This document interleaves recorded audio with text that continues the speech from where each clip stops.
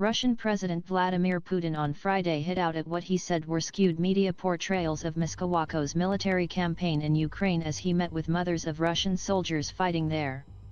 Life is more difficult and diverse than what is shown on TV screens or even on the internet. There are many fakes, cheating, lies there, Putin said. The meeting in the Kremlin with more than a dozen women came as uncertainty persists over whether enlistment efforts may resume in the face of recent battlefield setbacks.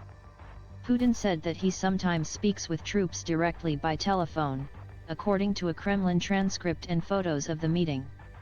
I've spoken to troops, who surprised me with their mood, their attitude to the matter. They did not expect these calls from me. The calls give me every reason to say that they are heroes, Putin said. Some soldiers' relatives have complained of not being invited to the meeting and have directly criticized Putin's leadership, as well as the recent partial mobilization that defense officials said resulted in 300,000 reservists being called up. Olga Tsukhanova of the Council of Mothers and Wives, a movement formed by relatives of mobilized soldiers, said in a video message on the Telegram messaging app authorities have ignored queries and requests from her organization. We are here in Moscow, ready to meet with you. We are waiting for your reply, she said, addressing Putin directly. We have men in the Ministry of Defense, in the military prosecutor Oko's office, powerful guys in the presidential administration and mothers on the other side. Will you start a dialogue or will you hide? She said in her message.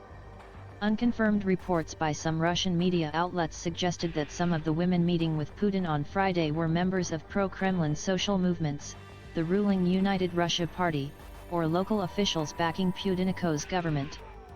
Valentina Melnikova from of the Union of Committees of Soldiers Mothers, a Russian rights organization, told the independent Verstka publication earlier this week that its members were also not invited to the meeting. Since October, relatives of mobilized soldiers have organized protests in over a dozen Russian regions, calling on the authorities to release their relatives from frontline duty and ensure they had appropriate food rations, shelter, and equipment. Reports by the AP, independent Russian media, and activists have suggested that many of the mobilized reservists are inexperienced, were told to procure basic items such as medical kits and flak jackets themselves, and did not receive proper training before deployment. Some were reported killed within days. Concerns persist in Russia about whether the Kremlin may renew its mobilization efforts, as Ukrainian forces continue to press a counter-offensive in the country's south and east. Moscow has suffered a string of battlefield setbacks, losing territory in the northeastern Kharkiv and southern Kherson regions. While Russian officials last month declared the partial mobilization complete, critics have warned it could resume after military enlistment offices are freed up from processing conscripts from Russia's annual fall draft.